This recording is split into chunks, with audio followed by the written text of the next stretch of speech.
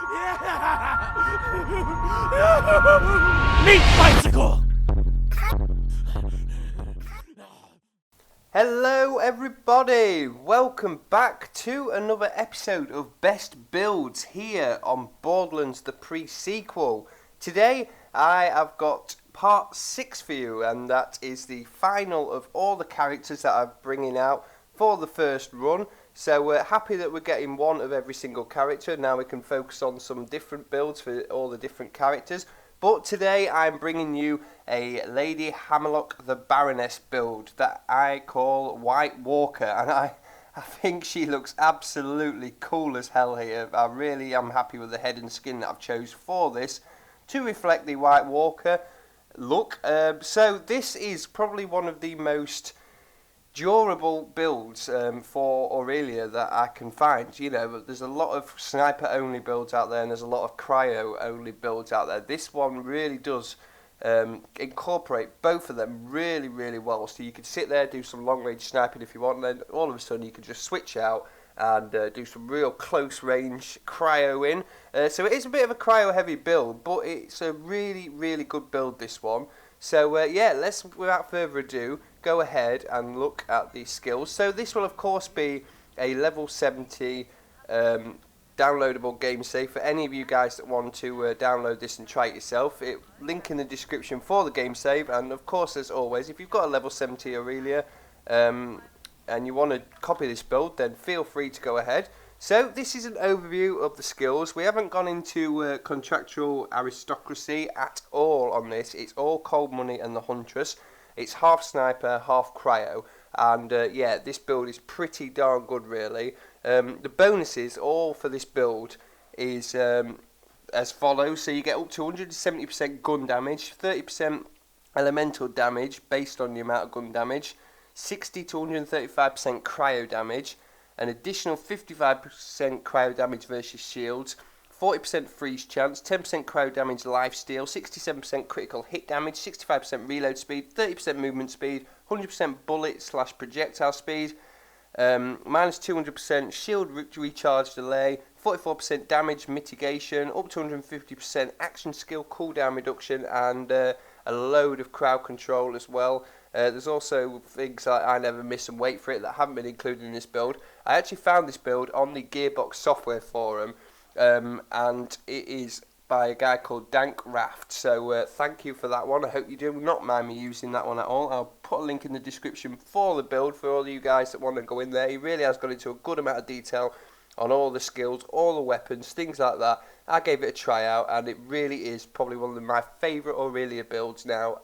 Completely, it really is a really good build. So yeah, like you can see, we've got into the huntress right here. So this is all sniper rifle, critical hit buffs, a lot of long range buffs. So basically you can just sit back and snipe, and you'll see some footage later of just how well these snipers do. If you take your time and you've got a good weapon, which is probably the schoolmaster or something like that, and you get the right element on it from using the custom load skill, then you could just one-shot enemies completely, pretty much. They're just really good. So make sure you copy all them skills down really well. After that, we're into cold money. So this is all about close range, switching up to close range, close quarters, crowd control kind of battles.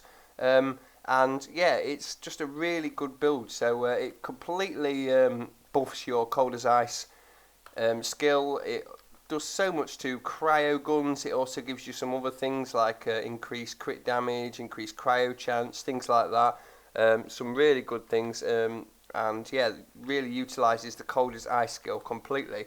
So the gear you're going to use for this, the best things to use, as you can see, it's a bit of a variant, but the main thing for long range sniping is get yourself a really good sniper rifle. I recommend this Skullmasher. Non-elemental Skullmasher as well. It doesn't matter that it hasn't got an element on it, because you have the perk, obviously, that you can see, that gives you random elements on any sniper rifle at all. So do that. Also a good one to use is probably one of the Droogs, like one of the Vladov sniper rifles. They're very good snipers as well. So if you haven't got a Skullmasher and you have got a Droog, you can use them. They're really good. Invaders, things like that. Anything really is pretty good. Pitchforks, they're quite good as well with a crit damage bonus. So yeah, but I recommend a Skull Masher. Go on farm now, get yourself a Skull Masher. In my slot 2, I've got a Vibra Pulse, just for crowd control. Shock, to strip shields, things like that, but also it's a Moxie weapon, so it does heal you as you're shooting, and it does do pretty good against enemies as well, really. Next is probably one of my favourite pistols in the game, and I've only been using it since I found this build. I never even knew this. I thought the T4 SRs were amazing weapons, but this is an SMG that I absolutely love now. It's the Fast Talker. It's probably one of the highest damage per second SMGs in the game, probably one of the highest damage per second weapons in the game. It's absolutely amazing, so good that later on I'll show you some footage of me ripping through the lunar launching station with it.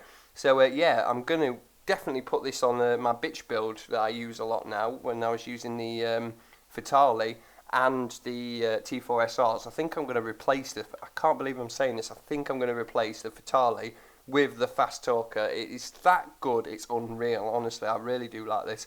And a very good shotgun as well is the Cryo Company Man, which is very effective actually for a shotgun as well, so make sure you get one of them. There's a couple of other weapons you can use, but these are my recommended. I would definitely recommend these for sure. Shield I'm using is a regenerator just because of the elemental resistance, and yeah, it definitely can help you out survive in those areas where people are firing different elements at you. It just matches that elemental resistance, and it increases your max health as well, so adds to the survivability perk. For the grenade, longbow Stormfront, definitely, any kind of Stormfront really. We just want something that will strip shields pretty well. It's got a good blast radius, and it's instant fuse time as well, so definitely want something like that. Also Quasar, things like that you can use. I mean, I think I've put a few things in here. A cryo transfusion grenade as well, but yeah, Quasar definitely recommended. Why is that in there? Go away. And as for the class mod, use the Chronicler of Elpis for sure.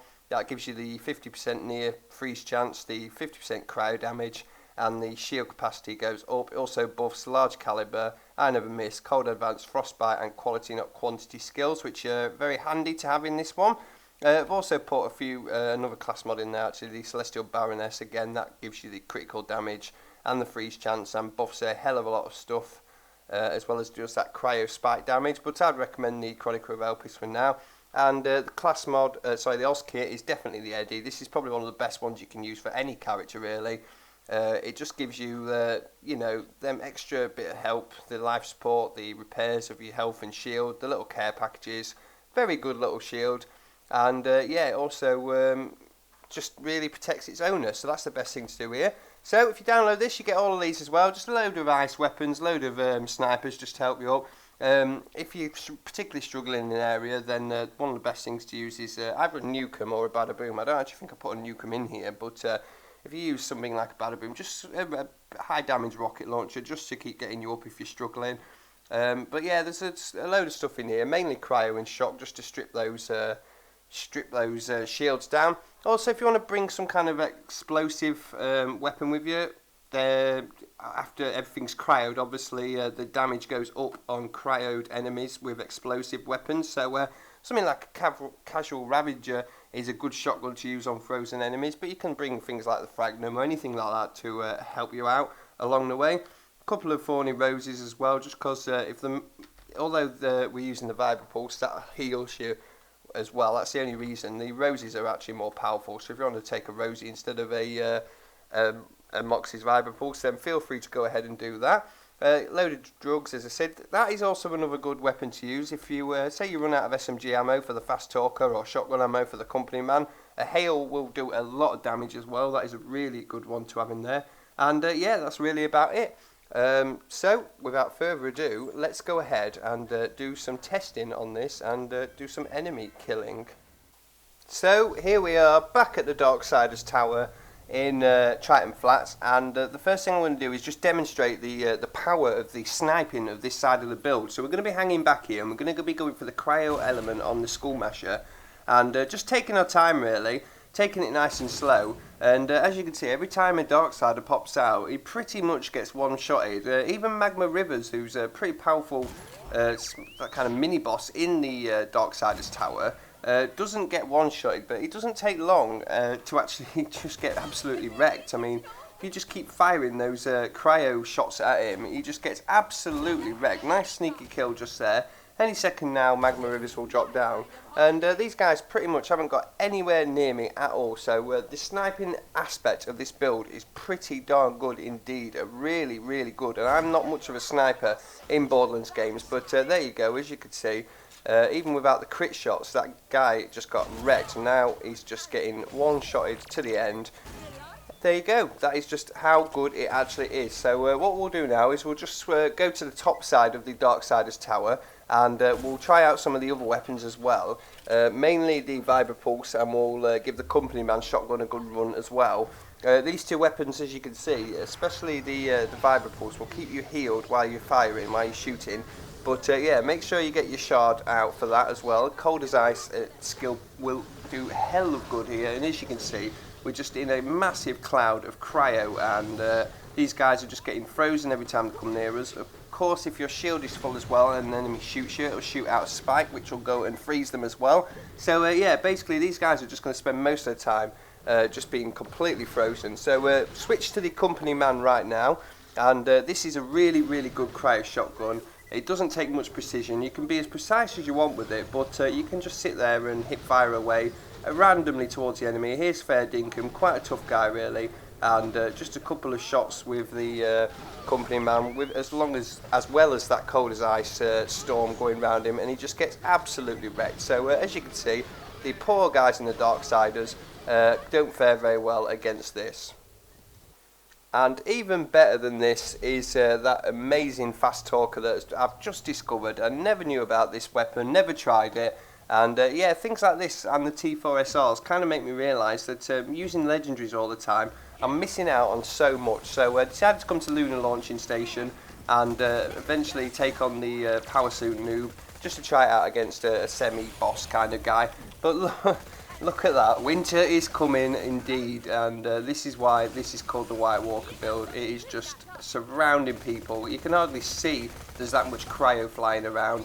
It's absolutely awesome and a really, really powerful build, and just really enjoyed using it. And I've discovered one hell of a weapon in the Fast Talker, as well as the Company Man as well. I'd never used that before, and that was a really good shotgun as well. So all in all, pretty happy with this build, and yeah, this is a really, really good one. So guys, if you want to get your hands on a White Walker level 70 Ultimate Vault on the mode Baroness game save, check the description below. There will be a link down there to download it from me, and you will get everything that you saw at the beginning, and all the setup ready. And yeah, if you just wanted to change about and maybe perfect this build, then feel free to go ahead and let me know if you make anything better as well. It'd be interesting to see. But yeah, for now, thanks for watching everyone, and I will see you guys in the next one.